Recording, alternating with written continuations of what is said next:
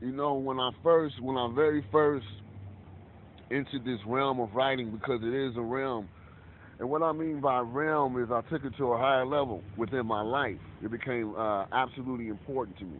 You know, I have a desire to express myself and share it with people. I used to do it under Marquez Aki, and I still do. But the way I was spelling it was basically hip hop. It wasn't my original spelling of my name.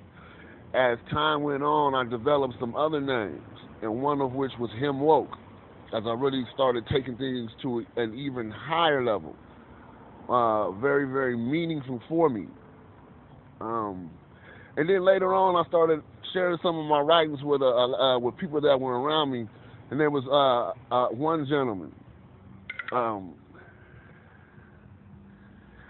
and I believe that I've shared this story before. His name is Eric Wilder, and he used to always say, "You know what, man? You have a way with words." And I asked him, do you mind if I use that name? I'm gonna start. I would like to start using that name. That's when I'm gonna start calling myself. And I put a little, a hip meaning on the way that I spell the word way. But I kept it real with him though. I asked him permission. I have a book up there, and my face is on the cover. And the artist that I work with is amazing. Calls himself Tootie. His real name is Arthur. But I asked permission to use it. I kept it real with him. So sometimes when we're saying keep it real, we're just saying, be fair about stuff. If you write, if you're using material and it's a combination of things, make sure that you get permission, so everybody's being treated fairly. And if you on the rhyme scene, whether it's a hip speak, gazooning, freestyling, do your own stuff. Which is basically, if you freestyling, it has to be your own anyway. It doesn't always have to be something that is. We're not saying always be a gangster. That's not what it is. But if you got it in you, you got it in you. Things are going in a certain direction when we do that anyway. But keeping it real is, being honest, being truthful. This is what you've created, and you expect acknowledgement about it.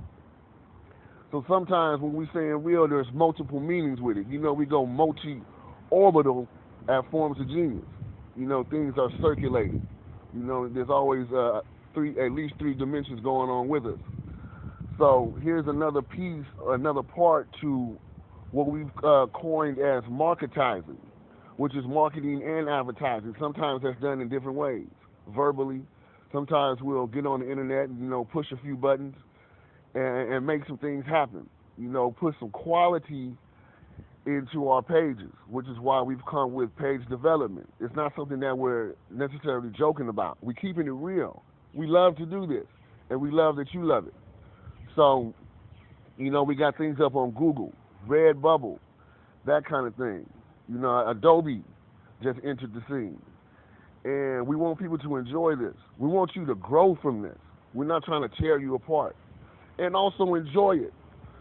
Have a laugh or two. Sit down, hip and log it with your family or something like that, or with your good friends, and see what else life may be bringing to you, what life may have in store for you. We keep it real though, in meaning that sometimes this can get emotional. So I like emotional music. I enjoy Boy George. I enjoy Wham. I enjoy John Legend. I'm not always this super tough guy. Sometimes I can get into some jazz. I enjoy Miles. We got some hip hop jazz mixes up. Sometimes I may want to hear the words. And so sometimes they're not always my words. I may tune in to T.D. Jakes. Sometimes I may want to hear a beautiful nightingale sing her song. So sometimes I'm into Anita Baker, excuse me, Anita Baker. Okay, one of the loveliest voices we have. So keeping it real is just keeping it real with myself. I'm not one dimensional, and so I rock Lauren too.